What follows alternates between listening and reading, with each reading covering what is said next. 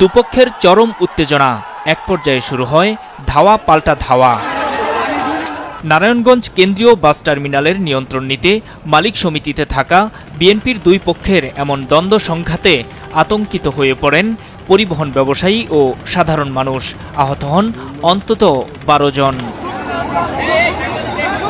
খবর পেয়ে পরিস্থিতি নিয়ন্ত্রণের চেষ্টা করে পুলিশ। খবর দেওয়া হয় সেনাবাহিনীকে, আটক করা হয় বেশ কয়েকজনকে। পরিবহন মালিক শ্রমিকরা জানিয়েছেন, সরকার পতনের পর আওয়ামী লীগ নেতারা গা ঢাকা দিলে সিটি বন্ধন পরিবহন নিয়ন্ত্রণে নেয় জেলা ছাত্রদলের সাবেক সভাপতি, কারাগারে থাকা জাকির খানের অনুসারীরা। কিন্তু রোববার দুপুরে মহানগর বিএনপি নেতা মাহবুবুল্লাহ তপন ও তার ভাগিনা মহানগর স্বেচ্ছাসেবক দলের আহ্বায়ক সাখাওয়াত হোসেন রানার নেতৃত্বে একটি গ্রুপ কোম্পানিটির বাসসহ কাউন্টার দখলে নেয়ার চেষ্টা করেন। এতে দুপক্ষের মধ্যে সংঘর্ষ বেঁধে যায়। আমরা সাধারণ মালিকরা সবাই মিলেমিশে আমরা ব্যবসা করতেছি।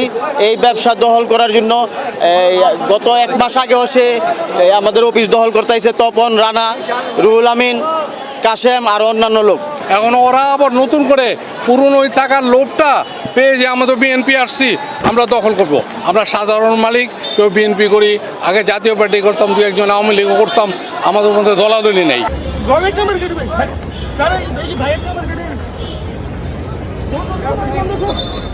পুলিশ বলছে, পরিস্থিতি অস্থিতিশীল করতে চাইলে কাউকেই ছাড় দেওয়া হবে না।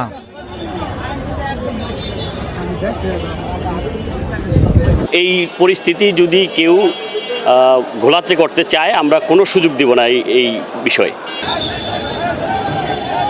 বিগত 4 দলীয় জোট সরকারের আমলে নারায়ণগঞ্জের যুবদল নেতা মমিনুদ্দিন ডেভিডের নিয়ন্ত্রণে ছিল বাস টার্মিনালটি। তিনি র্যাবের হাতে ক্রসফায়ারে নিহত হয়েছিলেন। এখন তার ভাই মহানগর বিএনপির আহ্বায়ক কমিটির সদস্য মাহবুবুল্লাহ তপন সহ তার অনুসারীরা টার্মিনালের নিয়ন্ত্রণ নেওয়ার চেষ্টা করছেন।